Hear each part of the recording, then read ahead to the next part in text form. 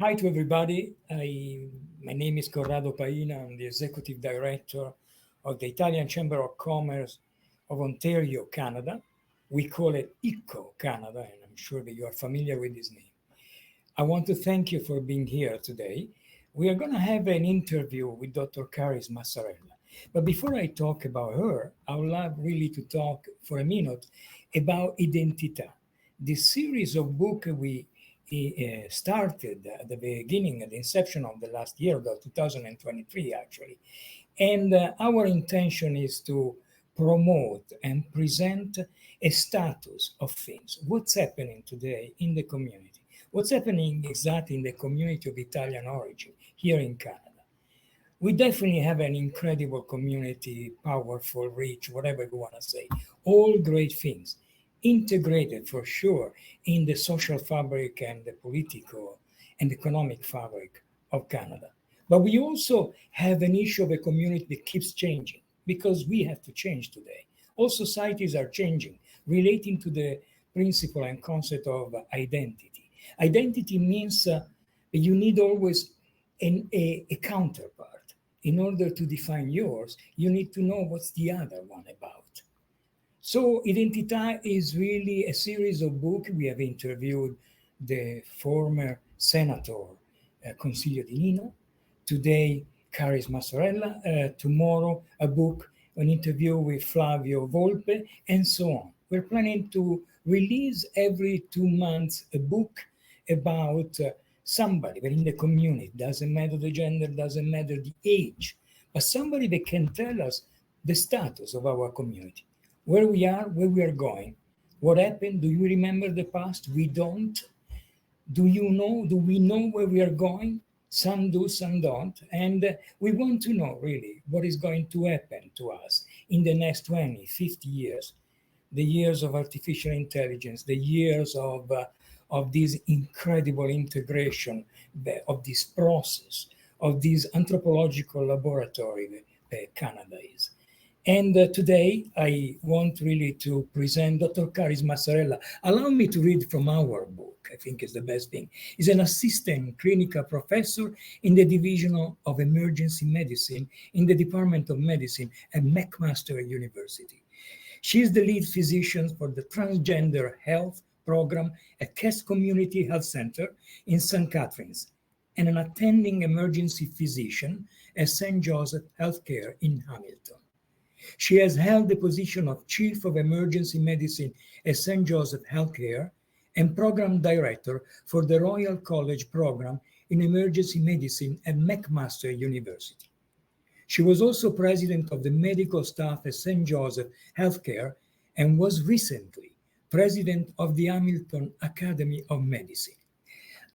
Dr. Caris Massarella will be interviewed by Eleonora Andretta, who has penned some of the books, most of the books that we are publishing and we are going to publish. Finally, I would like to thank our sponsors, Tony Varone, Monte Cassino Hotel and Event Venue, and KPMG. Thank you for your support, both of you. Thank you for your help, and thank you for understanding the importance of talking about these issues today. Have a good day and enjoy the interview. Thank you. Thank you, Corrado, for the kind introduction.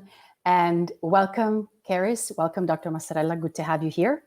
Thank you, Eleonora. It's nice to be here. Thank you. So before we move on to the questions, I wanted to share something about our first conversation, the conversation that we had preparing for the interview.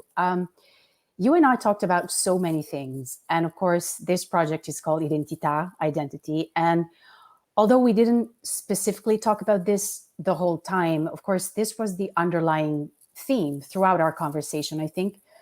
And I find that Identità is such a charged, strong concept. It could be something that triggers love and self-worth, which is something that you touched on, of course. But it can also trigger hate and intolerance. There's so many things revolving around this concept. And I think that's a very interesting angle for us. So when it comes to your identity, and so how do you see yourself as a Canadian in the Canada of today?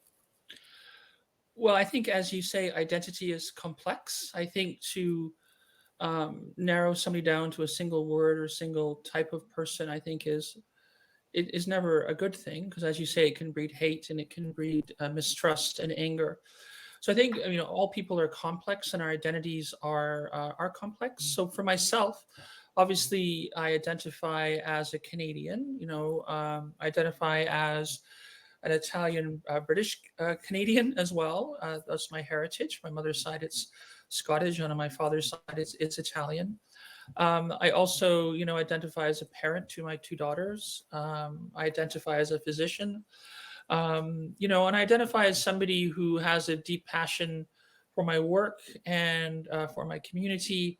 And at the same time, I think for my country. So I think the idea that identity can be distilled into one single narrative, I think, is always false. And I think uh, if we looked at people in a more rich and complex way, then I think our world would be a better place. And also, I think finally, we need to meet each other, because I think when people meet each other genuinely and you get to know people, sometimes the idea that they're othered or they are other can go away. But I think it is a complex term, and I don't think there's ever an easy, straightforward answer. So I think we all have multiple, in a sense, ways to describe ourselves. Mhm. And you talked about meeting each other, and you and I discussed it in the book. I think, especially in this field, it's pretty hard for people to meet each other sometimes in this discussion, in this conversation about transgender, the transgender community, what it means to be transgender. So, what do you think is still missing from the conversation? Because you mentioned so many positive elements, your attitude is so positive and constructive. So, I'm wondering if you had to give some piece of advice to someone, who wants to have this conversation, what do you think are the missing pieces? Well, I think the missing piece is just sort of, I think, at least from my perspective, is understanding who transgender people are. Being a transgender person isn't an ideology. It's not a way to necessarily change anything about the world. It's really just knowing that there are a small group of people who identify as transgender, who, for the most part, just want to live their lives like any other person in Canada or anywhere else in the world. And our goal really is to just, transition in a sense and then live our lives quietly. Nobody necessarily wants to be transgender. Being transgender isn't an easy life for anyone. It's complex. There is a lot of, especially in today's situation, a lot of hatred or anger directed towards transgender people, which I think is misplaced from people's other things that they struggle with in their lives. But it certainly exists. And I think if people get to know a transgender person, either in their family or in their community or at work, they'll find that really transgender people are no different. Our goal, we want to be loved by our families, our friends. We want to work. We just want to be part of the fabric of society. And there's no other hidden agenda. There truly isn't. I think that's something, unfortunately, that has sort of become, to some extent, a narrative, particularly, on social media. For some people, not, I think, for everyone, but you certainly see it now and today. And I certainly, it's disappointing to see it come to Canada, because I always did truly believe that Canada was a bit of a different country and that we were a little bit more tolerant, a little bit more willing to accept people. I mean, we are the only country in the world that actually has multiculturalism as part of its other people talk about it, but Canada is actually really part of our of who we are as a people, and something that we believe in. So I would hope that people would understand that transgender people are certainly no threat to society. There's certainly no evidence that they are, and that essentially our goal really is just to really transition for the most part and then live our lives quietly. I really don't think there's another agenda, but unfortunately, that's certainly being conflated by certain groups today. Mhm. And you mentioned Canada in this conversation. And of course, you are a Canadian and you're a Canadian doctor, you're a professional, you're helping a lot of people transition. So what do you think changed in Canada? Is it a different country when it comes to this discussion? Are there any other countries that you think might have a better approach to identity in this respect? I think overall, if somebody had asked me that question 3 or 4 years ago, I might have said Canada had the best approach to it. But I think the pandemic, to some extent, isolated people, and I think a lot of people went on social media, and I think a lot of people can be influenced by social media. The idea that social media can't influence people then would would speak to the lie that AI doesn't work. AI works, right? I mean, we go on social media and AI directs us in a certain direction. It makes us buy things. It makes us think things. And so I think 100% that has happened. And there are, I think some bad actors that are deliberately stoking those fears. But I think overall, I think still to this day, I always argue that there's sort of 10% of people on either side who are, either on the extremes on one side or the extreme on the other. And then there's just the 80% of us in the middle who just want to get along, have people respect our differences, and, really just raise our families in peace, and enjoy each other as human beings. And I think that's what we have to get back to. I think we have to stop listening to that 20% or 10% on either side, and allow that 80% of us who really are, to quote Rodney King from the LA riots, we just want to get along. And so I think if we can get back to that, and hopefully we can, then I think we'll get back to where we were as Canadians. Mm-hmm. And in 2022, you won an award at the Business Excellence Awards, given by the Italian Chamber of Commerce. So that was, I think, we discussed about this, a proud moment for you, for your parents, and it was certainly one of your achievements, but not the only one. You have so many. So I was just wondering, looking at your bio, which of these achievements are you most proud of? I think that's an interesting question, because I think each achievement has its own value. But I think in terms of being proud of, I mean, something like winning an award from the Italian Chamber of Commerce is a really cool thing. Because first of all, I don't know how they even had heard of me, because you don't ever really think that you're that, that I never believe I'm sort of somebody who, in a sense, has anything to say that people necessarily want to hear.